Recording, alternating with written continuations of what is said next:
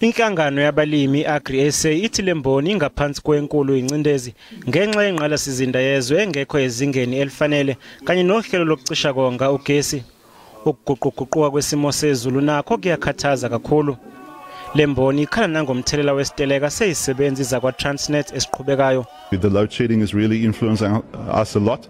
Farmers are struggling to irrigate in this hot and warm weather that we currently have. Farmers are struggling to irrigate their crops. The manufacturing processes are struggling to keep up. Normally they have 24-hour shifts. At this moment they can only manufacture about 16 to 18 hours depending on the load shedding stage. Inguquko ezenziwe kumgomo wokubuyiselwa komhlaba nazo iletha uvalo kule mboni. Uhulumeni uthi uyaqhubeka nokwenza inguquko kulomgomo ngokuhambisana nomthetho.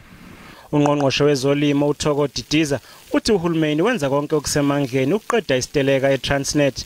And what we have done, having listened to all parties, has really been to encourage and urge them to go back to the negotiation table and actually resolve this matter because of its impact to the economy as a whole.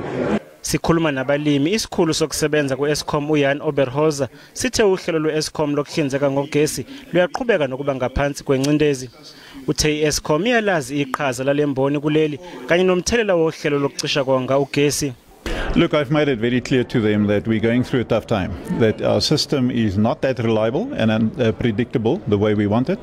And I also have said to them that I believe that the risk of load shedding remains for at least another 12 to 18 months. Osomnotho bathi ukusalela emuva kohlelo lokwakhiwa kwenqalasizinda nakho kuphazamisa ukuthunyelwa kwemikhiqizo emazweni angaphandle. Abalimi bakuleli bathumela ingxenye yemikhiqizo yabo phesheya njalo ngonyaka.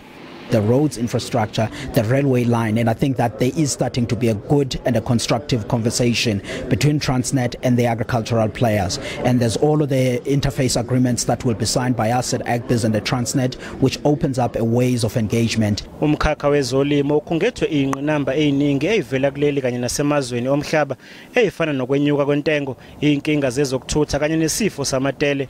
Yize kunjalo lisekhona ithemba lokuthi isimo sizoba ngcono.